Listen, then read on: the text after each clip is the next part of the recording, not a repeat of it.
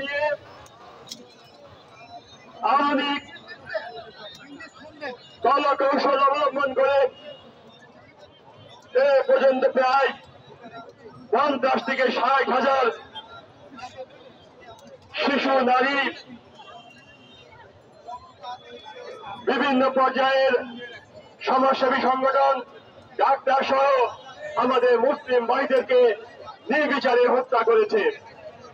আমরা এই সমাবেশ থেকে এই হত্যাকাণ্ডের তীব্র নিন্দা প্রতিবাদ জানাচ্ছি।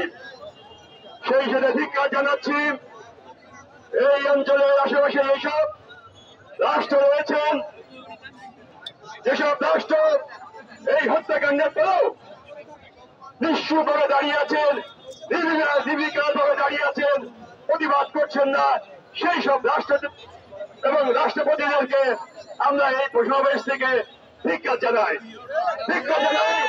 মানবাধিকার সংগঠন যারা সারা বিশ্বে মানবাধিকার নিয়ে কাজ করে, কিন্তু যেখানে মানবাধিকারের সর্বোচ্চ লঙ্ঘন পুনর্দিত হচ্ছে, সেই গাজা স্ট্রিপে মানবাধিকার সংগঠন কোনো কথা বলছেন না।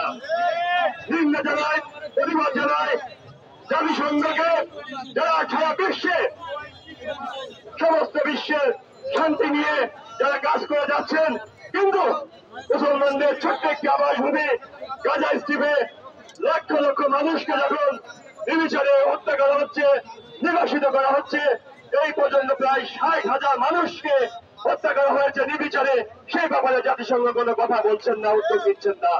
ভিক্ষা জানাই সমস্ত বিশ্বের মুসলমানদেরকে, যারা এখন পর্যন্ত যারা ভিক্ষা না জানিয়ে, প্রতিবাদ না জানিয়ে নিঃস্বভাবে বসে আছে। বন্ধুরা, সারা বাংলাদেশের মানুষ এই নৃশংস হত্যাকাণ্ডে আজ ঐক্যবদ্ধ হয়েছে। আমরা এই সমাবেশ থেকে বলতে চাই, যেখানে ইসরায়েলি পণ্য থাকবে সেখানেই আমরা বয়কট করবো।